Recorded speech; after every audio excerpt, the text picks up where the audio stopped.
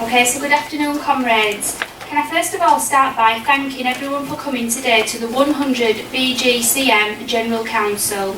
I'd also like to thank Doug Nichols, the GFTU General Secretary, and Joe Mann, President, for giving me this great opportunity of chairing the 100 General Council. Thank you both. You will have noticed on all of the information that the theme of this conference is the will to win.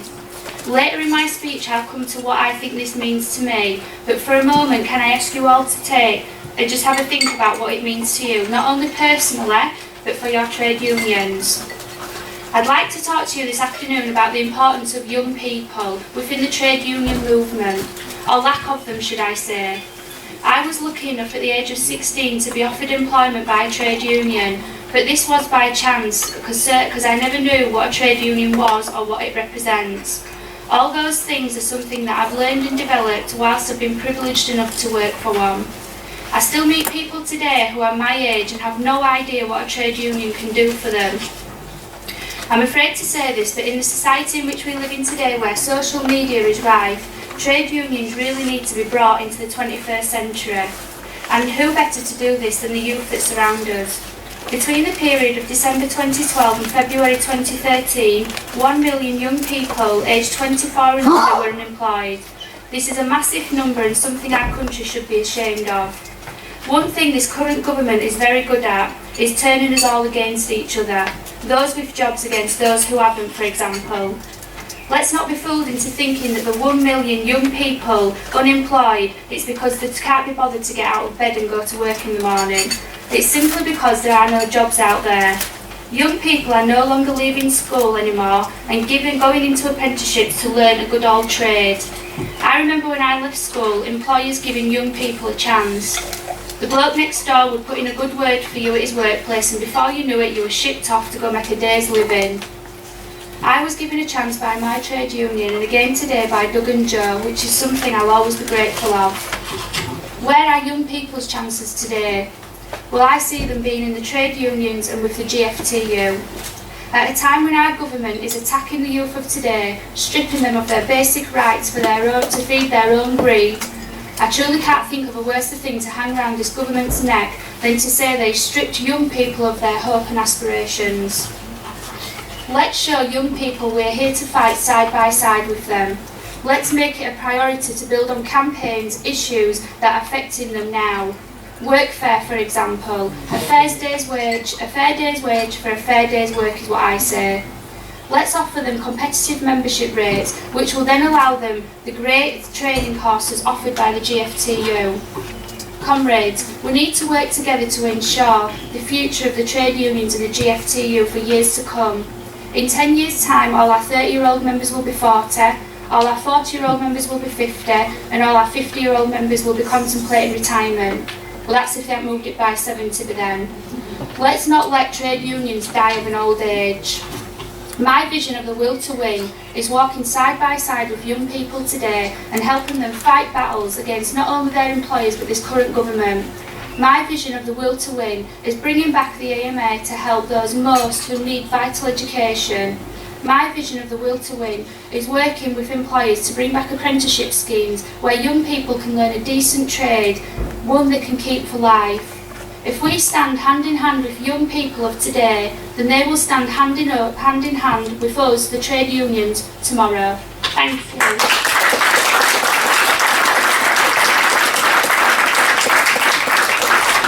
Good afternoon, comrades.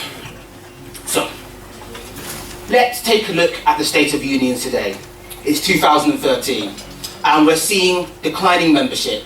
And if you ask members of the public what they think about unions, they'll say that they're incompetent, that they're self-serving, and that they're irrelevant in today's modern world.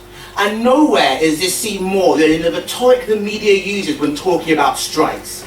You never ever hear about workers fighting for a decent wage, decent hours, and the right to actually be paid for their services.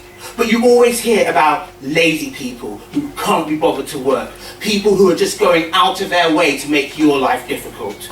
And nowhere is this more apparent than the large issue that has been shown in the Tory rhetoric of divide and conquer, We are constantly hearing about benefit scroungers and benefit cheats, but never about tax dodgers, despite the fact that the amount of money that tax dodgers take out of this country every single year is 100 times more than the amount of money that is lost to benefit fraud. And nowhere is this discourse more threatening than to young people who are bearing the brunt of the economic crisis. Young people today, if they have a job, if they're lucky, are often moving from underemployed to underpaid job to underpaid job. But the fact that young people should be the most relevant people to the unions, why aren't they joining? Well, a central factor in this is the fact that we have lost the job for life. It's been destroyed. No more do we see someone going into a company at the age of 20, staying there till about 50, working through the ranks. Now all we see are people going from underpaid job to underpaid job. We've lost the job for life. What has happened is that the manufacturing, the wealth, the economy of the country has been taken out and moved to the City of London. In fact, we have become a life support machine for the City of London. They take away the money, they don't get anything back. But also, as well, there's a lack of education among young people towards unions as well. If you go out to a random young person and ask them who the Tolkien and martyrs are, you'll get a blank stare. That's because union education isn't taught in schools because for some reason it's seen as not important. But also, there's also appears to be a lack of relevance. To a lot of young people, if you ask someone not in a union, they'll say, well, they all look the same, talk the same as politicians, they're all part of the same service, they're all part of the same system. While this may not be true, that is the appearance that we have given. But also, some of the blame lies on us as well. I have been to quite a few union meetings and I've seen that there does not seem to be a will to change. Every meeting I go to, all I ever hear about is how we need to talk about subsection D, paragraph 6, about how the rules of a certain particular point aren't applied here, and then there's arguing about that for 2 hours. Young people don't want to see that, they don't want to hear that.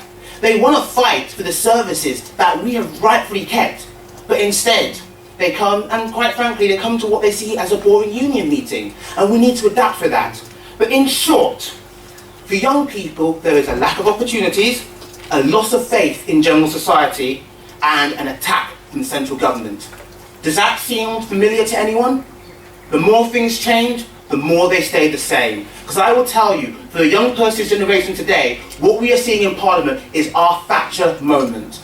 And this is the reason why unions are relevant more than ever to young people. Because if we don't fight, what we risk losing is so great. We risk losing our youth services, who have helped so many young people become the best that they can be. I can give a personal example. When I was 13, I was almost expelled from school. I was diagnosed with autism, and pretty much no teacher wanted to teach me. If it wasn't for the youth workers in Lewisham Council, who showed me the potential that I had, I tell you, I would not be here today. We lose the right to education if we do not fight.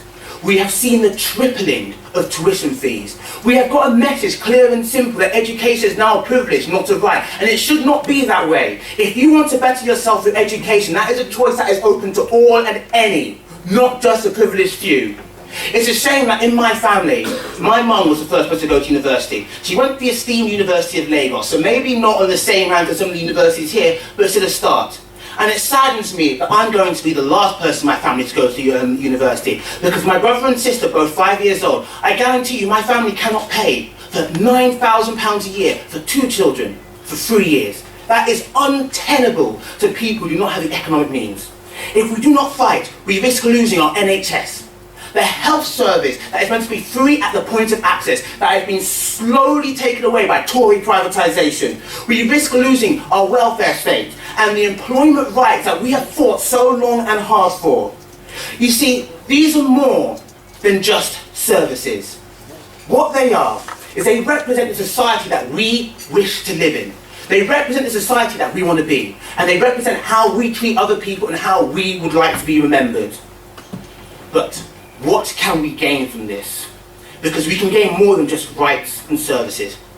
We can also gain new relevancy to the public. We can become a symbol for the common person, the common worker. And we need to lead by example to be the real alternative to the political system that quite frankly does not care about you and me. But we have to embrace change. We have to work with young people on their level, talk to them, not at them. Young people are already organising in campaigns to fight against tuition fees, cuts against the youth service, to bring in their own version of EMA. And we need to make sure we are there with them, to support them, to give them the help that they need, so that when they march for their services, it's a union banner that leads them, with union brothers and sisters hand in hand with young people. We cannot fight this alone, because it is a long and winding road. It's fraught with many dangers, but we must persevere. Only we, the unions, can make Britain great again. Only the unions can deliver a future free and fair for all, for every person, regardless of their denomination. We must have the will to change. We must have the will to fight. And we must have the will to win. Because if we don't, it's all over. So as I said before, we are here to celebrate the will to win. And I see a lot of winners here, because we are union brothers and sisters, and that's all we do. We fight for what's right, we fight for this country, and we fight for the right that we have gained for so long to deliver to the ordinary person. Thank you very much.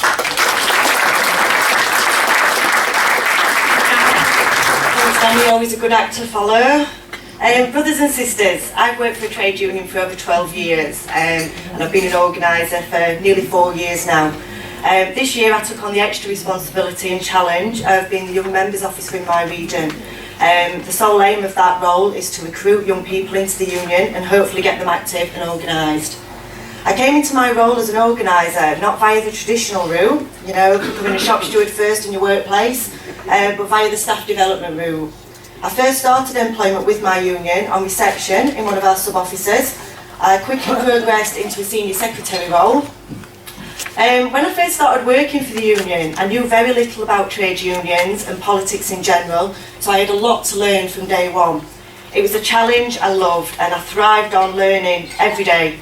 I get a lot of satisfaction from being able to advise members on their rights and on issues, and what they should be doing. It was an area I knew I would always want to work in. I was lucky enough to have a very supportive senior management team around me who recognised my ambition and potential. They encouraged me every step of the way. They're all big believers in education and training, and it was one of my senior organisers that pointed me in the direction of the GFTU and their fantastic courses, and it actually led to me spending many a weekend travelling to different destinations in England to do one course or another. I believe the turning point in my education and also my progression within the union was the Confidence Building and Assertiveness for Women course. It was a fantastic course. I've always been confident and quite outgoing in social situations, but in a work environment I didn't have the assertiveness that I needed. The course is one I will never ever forget. I've recommended it to many colleagues along the way and many reps, and they've all come back and fed the same message back to me. I honestly believe that I returned to work after that course a changed person. I think my senior organiser will definitely agree. He still comments on the change he saw to this day. It gave me the confidence at work to discover what it was I actually wanted and how to go and get it. It also helped me be assertive with others who were around me, who were maybe distracting me from that path and trying to hold me back. Another course which I went on and I believe was a massive benefit to my progress was the public speaking course. I've always been comfortable speaking in groups, but make me stand in front of a group of people, put a microphone in front of me, and I usually run for the door. It's still a work in progress, but I'm working on it, and it gave me the confidence to actually get up there and give it a go.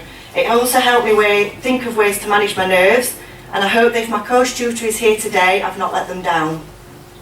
This year's conference, it's themed around the will to win. My interpretation of this is that the will to win is something that we all need to have in so many different areas. We need to have the will to win over the negative attitudes and perceptions of the trade union movement. It's a worrying statistic that only 6 million people in the UK are trade union members. We need to win over the public perception that trade unions have become irrelevant and powerless. We also need to have the will to win to defeat this destructive government who are causing major damage to the hard fought for rights of working people and the services that they can access. We need to become a fighting force once again within the Labour Party to ensure working class people's rights and entitlements are at the forefront of their policies. We need to make sure trade unions become once again a powerful body that are listened to by the government. We also need to have the will to win over the youth of today. Young people have been attacked from every angle as a result of what this government has done. We need to show that they can change things if they get involved, stand together and get organised. We need to give them the tools they need to choose and follow through on their campaigns. We need to give them the belief that it will make a difference and that it is worthwhile. We can only do this if we can win them over into believing in the powers of trade unions like their parents used to.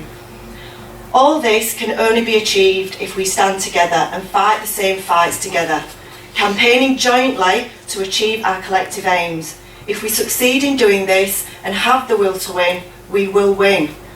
I am honoured to have been given the opportunity to speak to you today, and I look forward to meeting you all properly at tonight's gala dinner. Thank you.